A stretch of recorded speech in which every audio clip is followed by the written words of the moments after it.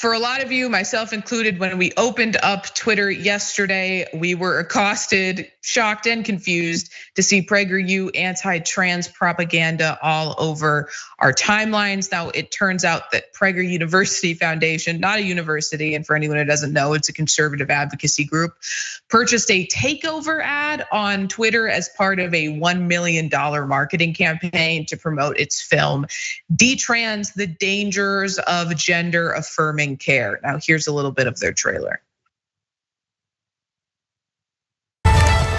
Seemingly out of nowhere, we've suddenly seen a huge spike in media depictions and social media depictions of transgenderism. It's even reached the mainstream advertising world. The people who are consuming this are children, 13, 14, 15 years old. And it's so easy for them to literally be groomed. Ideology that has become dominant at these clinics is that trans kids know who they are, and therefore to question them is completely taboo. My childhood was ruined. Who's there for their detransitioning? Nobody. A little bit more on this documentary, if you can call it that, from NBC. 21-minute film focuses on two people who have detransitioned. Though both of them began transitioning when they were adults, their stories are part of the film's larger criticism of transition-related care for minors, which has recently become the target of Republican state legislators who have passed laws to restrict puberty blockers, hormone therapy, and surgery in 22 states over the last 3 years. Again, so these are two adults who began transitioning as adults, and somehow Prager University is using their detransition stories as an example of why it's dangerous to do gender-affirming care for children. And they didn't pick Twitter by accident. In fact, their chief marketing officer named Elon Musk as part of the reason for their decision. We decided to pursue an X takeover because it's a great opportunity for us to reach a massive audience on the dangers of gender-affirming care, given that X is one of the least censored social media platforms, thanks to Elon Musk. This will give millions of people the opportunity to hear important stories from detransitioners themselves, many of whom have been censored or even ostracized because of their lived experiences do not affirm the mainstream media's narrative. But that's not really the case. This is ridiculous conservative logic and goes against the medical advice of the American Medical Association, the American Academy of Pediatrics, and the American Psychological Association. And it was reasonably met with massive backlash from activists and members of the trans community, including the detrans community, who claimed that the documentary is misleading.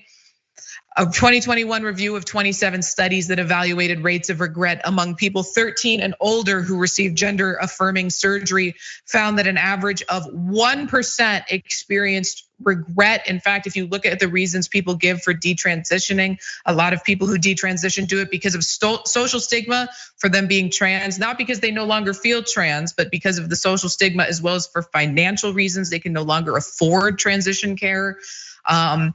And this is what the president of the Human Rights Campaign had to say on this, Kelly Robinson. So-called documentaries like this one peddled by PragerU do nothing more than spread misinformation and stigmatize transgender people.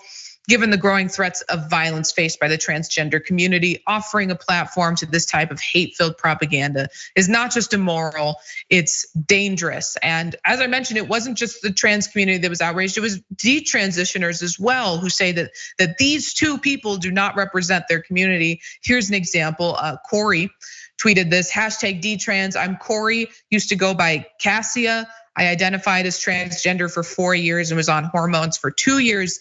I do not regret my transition, and I'm sick of the harmful lies that conservatives are pushing about us. And Corey, far and away, was not the only person sharing their experience as a detransitioner that juxtaposed what was being presented by PragerU. Brett, of course, we know that Elon Musk has a trans daughter that he also uses an example of why he purchased Twitter in the first place, because he blames the internet for her transition. She's disowned him, even changed her last name so she wouldn't be associated with him.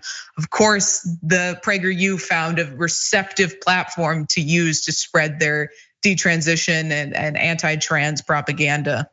Yeah, like listen, Elon, a lot of people have like their own personal issues that they then project on the world, and rather than like seriously confront them in their own house, they end up unseriously, misdirecting all of that aggression, animosity, anger, and anxiety onto everybody else in the world. Thank you, Elon, for doing that. I think there's a serious conversation to be had about trans issues. And I think everybody should have this serious conversation. You know who's not having the serious conversation?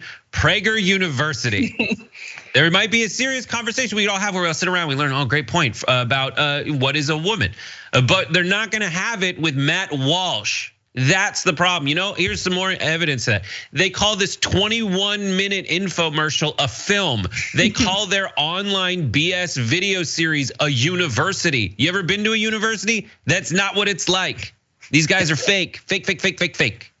Well, really for me, because university was just Candace Owens saying that slavery was actually good. That was my university experience.